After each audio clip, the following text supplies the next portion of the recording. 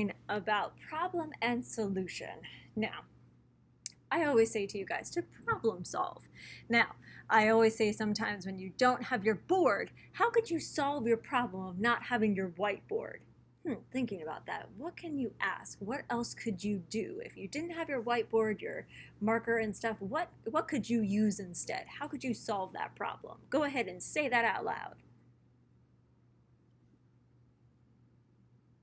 So, right, you could ask me to go get it if you know where it is. You can use a piece of paper instead. These are all great solutions.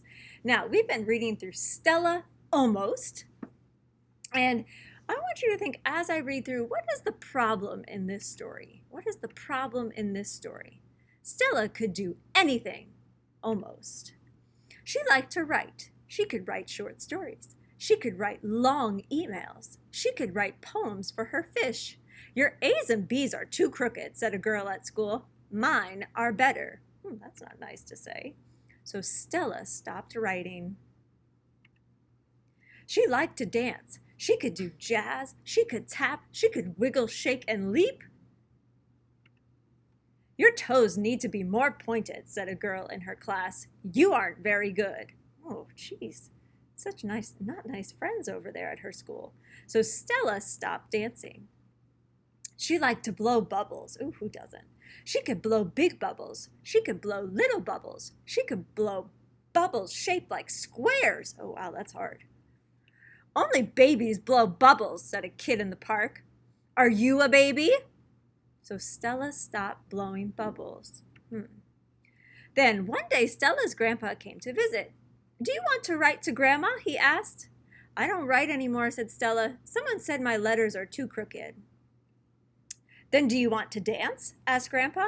I don't dance anymore, said Stella. Someone said I'm not very good. What about blowing bubbles? Asked Grandpa. Stella shook her head. Well, I think there is one more thing you should stop doing, said Grandpa. What? Asked Stella. Stop listening to what others say. Listen to your heart. So Stella grabbed her pencil. My letters will get better, she said. Then she put on her dance shoes. Dancing is so much fun, she giggled. Finally, she handed Grandpa a bubble wand, and together they filled the entire room. Stella once again could do anything. Almost. Now, think about the problem in this story. What is the problem in this story? She keeps getting told by all her friends that she can't do that, and she listened to them. So Stella's problem is that she listened to others. Now, let's think about the solution to that problem. How was Stella's problem solved? Did Stella cry? Stella cried that she could not write, dance, or blow bubbles? Stella's grandpa told her to not listen to others and listen to your heart, or Stella wrote her letters better. Now, how did she solve her problem of when she shouldn't have been listening? She kept listening to others and believed what they said. So how did she solve that problem? Or how did really the grandpa help solve that problem? Stella cried that she could not write, dance, or blow bubbles. If that's how you think that this problem was solved, you circle A.